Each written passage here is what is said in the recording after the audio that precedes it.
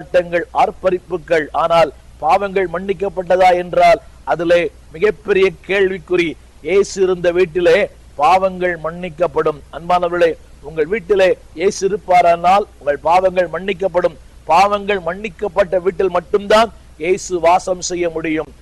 லூக்கா சுவிசேஷம் 1ஆம் அதிகாரத்திலே சொல்லுகிறது, தேவதூதன் மரியாள் இருந்த வீட்டிலே அவன் அங்கே பிரவேசித்தான். அதனுடைய அர்த்தம் என்னவென்றால், அதனுடைய விளக்கம் என்னவென்றால், அன்பானவர்களே, அந்த நாசரேத்து ஊரிலே ஏராளமான வீடுகள் இருந்தது. எல்லா வீடுகளிலேயுமே இயேசு அங்கே அவர் உள்ளே செல்லவில்லை. இயேசு அந்த மரியாள் இருந்த வீட்டுக்குள்ளே இயேசு சென்றார். இதனுடைய அர்த்தம் என்னவென்றால், அன்பானவர்களே, ஆண்டவருக்கு தன்னை அர்ப்பணித்திருந்தாள். ஆண்டவரோடு கூட அவளுக்கு ஒரு உறவு இருந்தது. அந்த உறவுதான் தேவதூதனை அவள் வீட்டுக்குள்ளே அன்றைக்கு பிரவேசிக்க செய்தது. இன்றைக்கு நான் சொல்ல விரும்புகிற 4வது குறிப்பு, இயேசு உங்கள் வீட்டில் இருப்பாரானால் உங்களுடைய பாவங்கள் மன்னிக்கப்படும். 5வதாக, அன்பானவர்களே, இயேசு உங்கள் வீட்டில் இருந்தால் உங்களை யாரெல்லாம் குறை சொல்லுகிறார்களோ, அதாவது ஃபால்ட் ஃபைண்டர்ஸ் யாரெல்லாம், அடுத்த 8ஆம் வசனம் சொல்லுகிறது, அவருடைய சிந்தனைகளை இயேசு அறிந்தவராய்.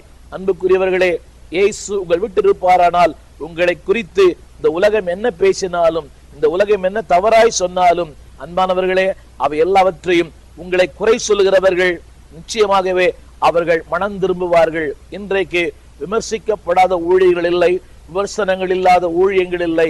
எல்லாரும் விமர்சிக்கிறார்கள். ஆனால் இயேசு உங்களுடைய வாழ்க்கையின் மையமாக இருந்தால் யாரெல்லாம் உங்களை குற்றம் சொல்லுகிறார்களோ, வசனம் சொல்லுகிறது, அவர்கள் என்னை சிந்திக்கிறார்கள் என்பதை அவர் அறிந்து என்று எழுதப்பட்டிருக்கிறது. அப்படியானால் ஒருவேளை உங்களை சுற்றி there will be lot of fault finders, குற்றம் சொல்லுகிற மக்கள் ஏராளம் இருப்பார்கள்.